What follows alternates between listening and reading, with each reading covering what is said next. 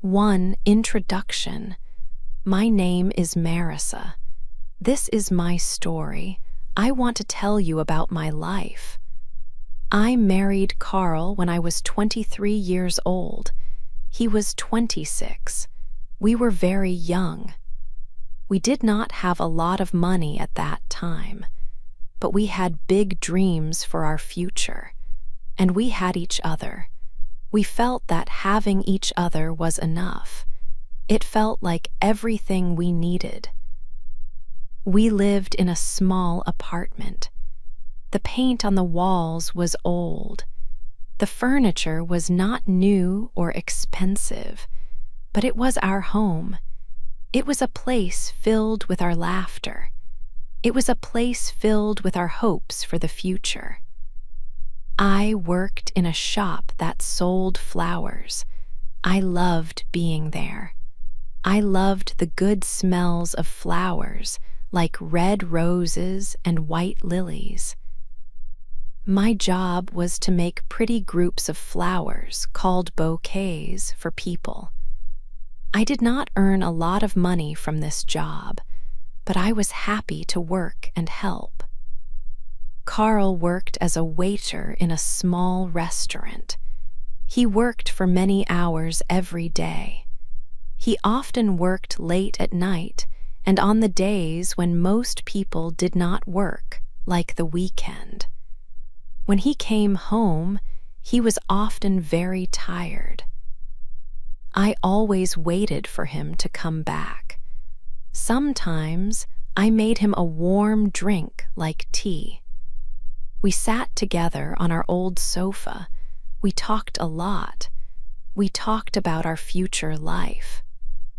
Carl had a big dream. He wanted to start his own business one day. He said he wanted to make enough money to buy me a big house. He said he wanted to buy me beautiful clothes to wear. But I did not really care about a big house or nice clothes. I only wanted him. I believed in Carl very, very much. I thought he was a very clever person. I thought he was strong. I thought he could do anything he set his mind to do. My belief in him was very strong. I gave him everything I had. My heart belonged completely to him. I gave him all my time. When he needed money to take a course to learn about starting a business, I gave him the small amount of money I had saved from my job. I told him, "This money is for us, Carl. It is for our future life together." I never bought expensive things for myself. If I had a little extra money, I often used it to buy him something small, like a new shirt he needed or his favorite food to eat after work.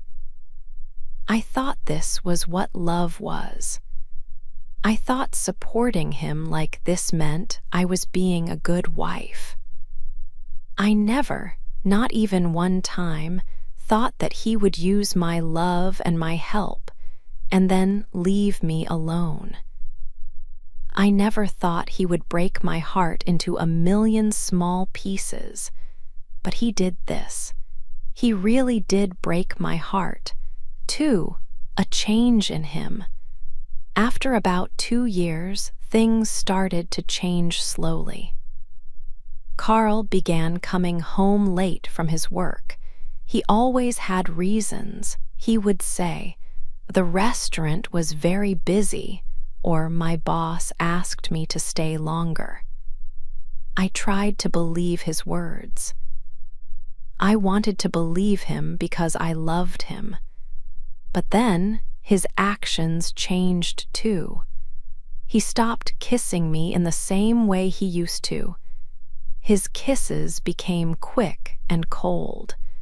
They were not like the warm, loving kisses from before.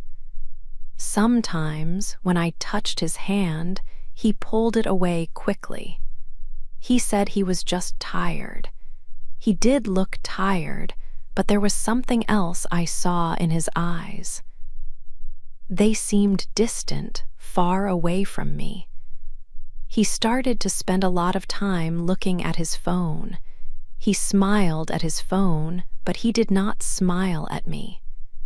He often took his phone with him everywhere, even when he went to the bathroom. It felt like he had secrets. A knot started to grow in my stomach. It was a small, cold feeling of fear.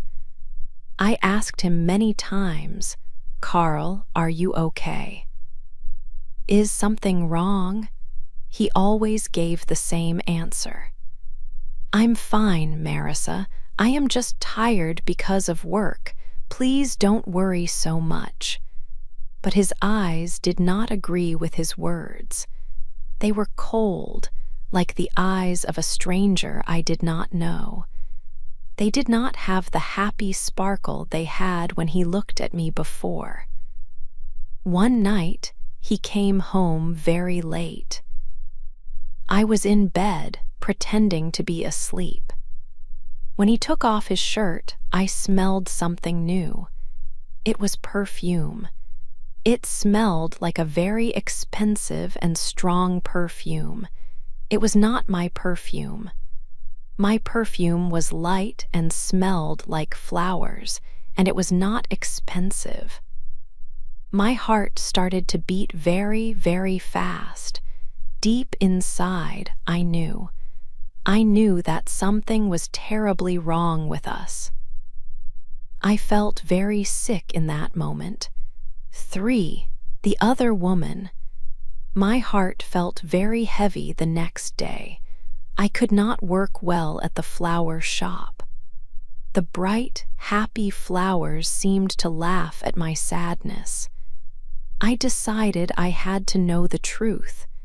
It was a bad idea, maybe, a terrible idea, but I could not live with the questions in my mind anymore. The not knowing was a pain itself. Carl said he had a meeting after work. A business meeting, he told me. It sounded important, like his big dreams. But to me, it sounded like a lie. I had to see, so I followed him. I closed the flower shop early. I waited across the street near his restaurant. I felt like a spy in a bad film. My hands were shaking very much. My stomach felt cold. I saw him come out. He looked different today. He wore a new shirt I had not seen before. He looked happy, excited, like the old Carl, but not with me. He walked a few streets and then stood on a corner. A big, black, shiny car came. It stopped for him. It was a very expensive car, the kind only very rich people have. The window went down slowly. I saw a woman inside. She was beautiful, yes. But she was not young like me, maybe 35 years old or even older. She looked very rich and powerful. Her hair was perfect. She wore big, dark glasses that hid her eyes. She had big gold earrings and a thick gold necklace. Everything she wore, everything about her, said money and success. She looked hard, not soft. Carl opened the car door and got inside quickly. He leaned towards her. She laughed. It was a high laugh, like small glass bells ringing, not a warm sound. Then I saw it clearly. They kissed. It was not a quick kiss hello between friends. It was a long kiss. A kiss full of feeling. A kiss between people who are in love, who are together. My heart did not just stop beating. It felt like it broke into a million small, sharp pieces inside my chest. I could not breathe. I felt faint, like I would fall. I leaned against a wall, feeling very weak and cold. Later, I learned her name. Her name was Vanessa. She was very, very rich. She owned 5 big hotels in the city. She was powerful. She was everything I was not. Rich, confident, strong, experienced, not simple. And she had my husband. In that moment, standing on the street, watching them drive away, my world completely shattered into dust. It fell down like broken glass around me. He left me. I went home that day. My head hurt, and my heart felt like glass that was broken. The small apartment was quiet. I sat and waited. I didn't know what to do. Everything felt wrong. Much later, Carl came home. He looked happy. He did not see my face wet with tears. He did not see how much I hurt. I had to ask him. I had to know. My voice was very quiet. "Who is she, Carl?" I asked. He stopped smiling. His face became hard. He knew I saw him. He did not lie. "Her name is Vanessa," he said. His voice was flat with no feeling. I needed him to say more. "And?" I asked again. Then he said the words that cut me deep. "I love her, Marissa. I am leaving you. I am going to be with her." He said it so simply, like he was talking about the weather. My body felt weak. I could not stand. My legs did not work. I fell to the floor. I was on my knees. I looked up at him. The man I loved was standing there, telling me he would leave me for another woman. "No," I cried. Tears ran fast down my face. "Please, Carl, don't go, don't leave me. What about our life, our dreams?" I held onto his legs. I begged him. I forgot about feeling proud. I only wanted him to stay with me. He looked down at me. His eyes were cold. There was nothing warm in them. "You are too simple, Marissa," he said. His voice was not kind. "You are a good person, but you are too simple. I want a different life, a life with more. Vanessa can give me that, an exciting life." Simple. He called me simple. That word hurt me very much. He pulled his legs away from my hands. He went into our bedroom. He took a bag and put some clothes inside. He did not look at me. He did not look at our photos. He just packed a few things. Then he walked to the door. I was still on the floor, crying. I watched him go. He stood at the door for a moment. "Goodbye, Marissa," he said. Then he opened the door and walked out. He closed the door. The sound was loud in the quiet room. I was alone. He left me. I was completely broken on the floor of our apartment. 5, my sad days. The days after Carl left were very sad and slow. It felt like a long, dark time with no end. I cried every night until my eyes were red and tired. Sometimes there were no more tears left, but the deep pain stayed inside me.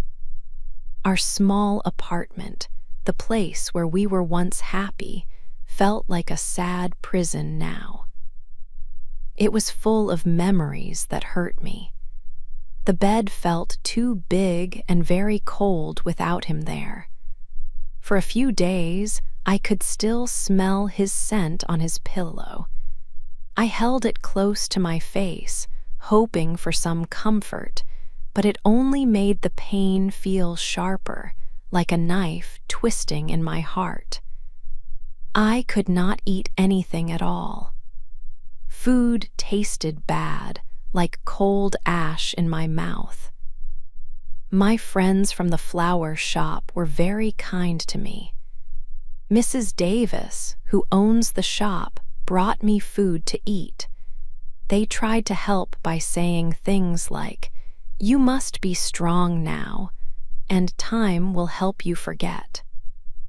They had good hearts, but their words felt empty to me. How could I be strong when my heart was broken? It felt like my soul was bleeding from a very deep wound. Sleeping was very difficult for me. When I did sleep, I often had bad dreams. I saw Carl and Vanessa in my dreams. They were laughing and looking happy together. In the dreams, their faces looked beautiful, but also cold and cruel. I would wake up suddenly, my heart beating very fast and hard. The empty space next to me in the bed was always there, a very clear reminder of my lonely life now. The worst thing was seeing his new life. It was easy to find pictures on the internet. Carl was in many photos, smiling. He was at very expensive dinners and big parties. He was always with Vanessa. She looked beautiful and very strong, like she was in control of everything. She wore expensive clothes and bright, shining jewelry. Carl looked happy too. He smiled in a way I had not seen for a long time, not since the first days of our marriage. Then I saw one picture of Vanessa's hand. There was a very big, bright diamond ring on one finger. They were going to get married. Each picture I saw, each happy post about their life, felt like a new cut on my already broken heart. He had chosen money and a fancy life instead of our simple love.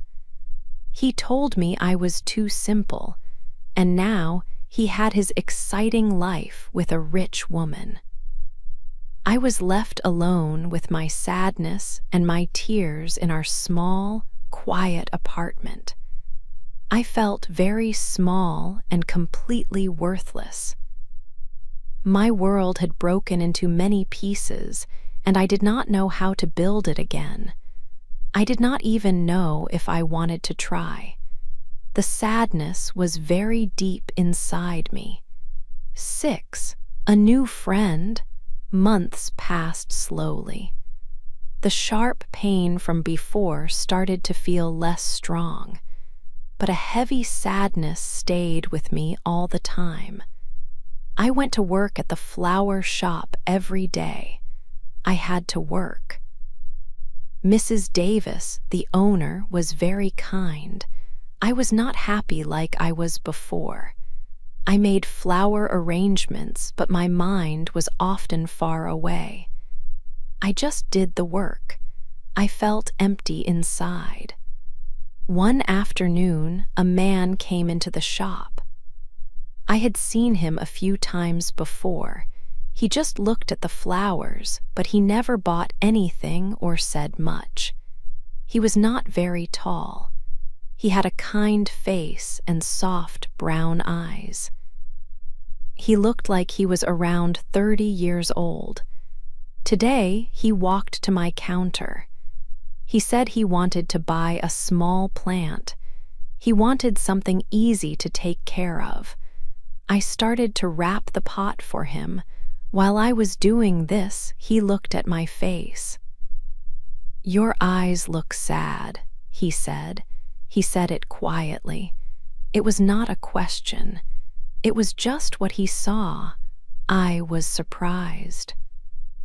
Most people tried to say happy things that did not feel real. but he just saw the truth. I looked at him.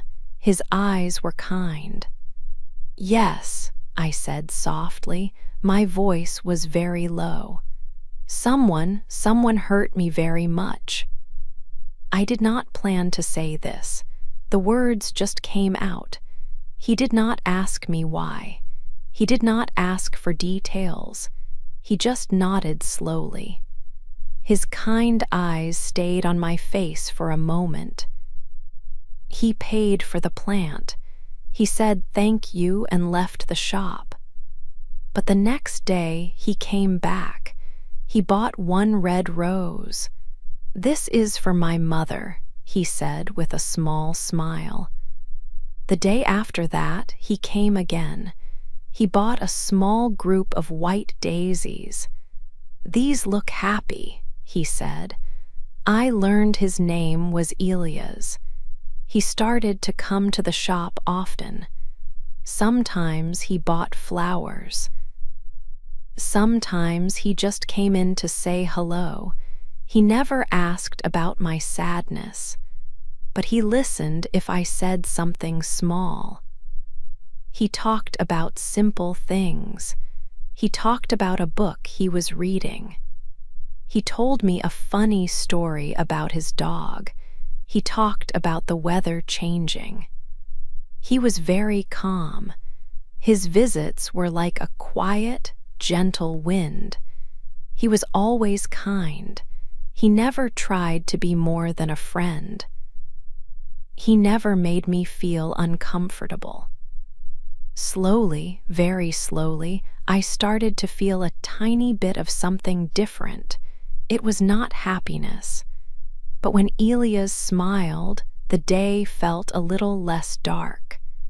My heart felt a little less heavy. His consistent kindness was like a small light in my sadness. It did not fix me, but it helped me feel a little bit less broken. 7. He came back. Almost 1 year passed since Carl left. My life was slowly getting better. The flower shop was my safe place. Elia's short visits helped me feel less sad. I was not truly happy, but I was not completely broken anymore. One evening, I was closing the shop. I looked across the street and saw him. It was Carl. He was just standing there, watching me. I felt a shock. He looked very different. He did not wear expensive clothes. His jacket was simple and looked old. He was thinner. His face looked tired. There were new lines near his eyes. The man who left me, who was full of himself, was gone. Now he looked like a man who had lost. He came across the street and stood in front of me. "Marissa," he said. His voice sounded rough. I just looked at him. I felt strangely quiet inside. I thought I would feel angry or sad, but I felt almost nothing. "Can we talk?" he asked. I thought for a moment, then I said yes. We walked to a bench in a park nearby. This was the same park where we used to sit and talk about our future, our simple dreams. "Vanessa left me," he said. He looked at his hands as he spoke. "She found a new man. He was richer than me, more important." He made a face that showed he was angry about it. "She took everything. The apartment, the money. I have nothing now, Marissa. No money, no job." I listened to him. My face did not show how I felt or didn't feel. I remembered him saying he wanted more, a better life. His better life was gone. "I made a mistake," he said, looking up at me. His eyes looked like he needed help. "A very big mistake. I was stupid. Money and that life blinded me." He reached for my hand, but I did not give it to him.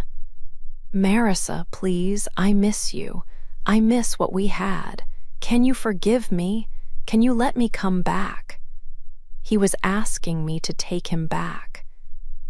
The proud Carl was begging me. 1 year ago, I wanted nothing more than to hear these words. 1 year ago, I would have run to him, but now I felt nothing for him, no anger. The strong anger I felt had gone away like smoke, leaving only cold pieces. No love. He had killed that with his actions. There was just an empty space where my feelings for him used to be. I looked at him. This was the man who broke my world to get money and a rich life. "You left me for money, Carl," I said. My voice was quiet but strong. "You told me I was too simple. Now you have nothing, and you want to come back to me." It felt strange, like a story that was not real. 8. A new life. Carl stood in front of Marissa. He looked tired and sad. He asked her to take him back. He said he was very sorry for everything. He told her he made a big mistake when he left her for Vanessa and her money. He said he knew now that their simple life was better than the rich life he lost. Marissa listened to Carl's words. She looked at his face, but inside she felt quiet. She did not feel the old love for him. She did not feel angry or hate him either. There was just an empty space where those feelings used to be. She remembered how much pain she felt when he left. It was like a deep cut that took a long time to start healing. She spoke to him softly. Her voice was calm. "No, Carl," she said, "I cannot take you back." It was not easy to say these words, but it felt right. "You broke something between us," she told him. "It cannot be fixed now." She looked at him for a moment longer. Carl looked very sad. He slowly stood up. He did not say anything else. He just turned and walked away. Marissa watched him go. She felt a strange kind of peace inside her heart. The storm was over. Then she thought about Elias. Elias was a kind man. He was a good friend. His gentle smiles had helped her when she was very sad. But Marissa knew something important now. She needed to be alone. She needed to find her own way without a man beside her. Not Carl and not Elias. She needed to stand on her own 2 feet. She decided to choose herself. For the first time in a long time, she asked herself, what does Marissa want? She remembered things she loved before. She started painting again. She bought colors and paper. She painted pictures with bright colors. She put her feelings and her hopes on the paper. It felt very good to do this. She saved some money from her job at the flower shop.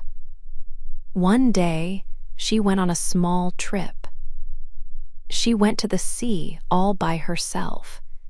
She walked on the beach for a long time. She listened to the sound of the waves. The sun felt warm and good on her skin. It was a beautiful time. She felt free. She began to smile again. These were real smiles.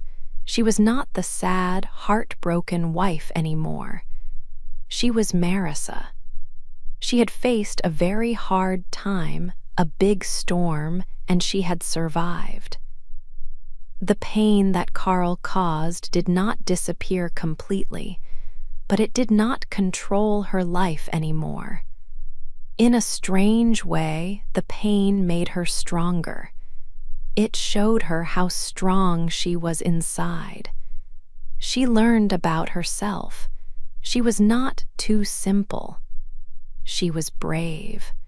She was creative. She was whole and complete by herself.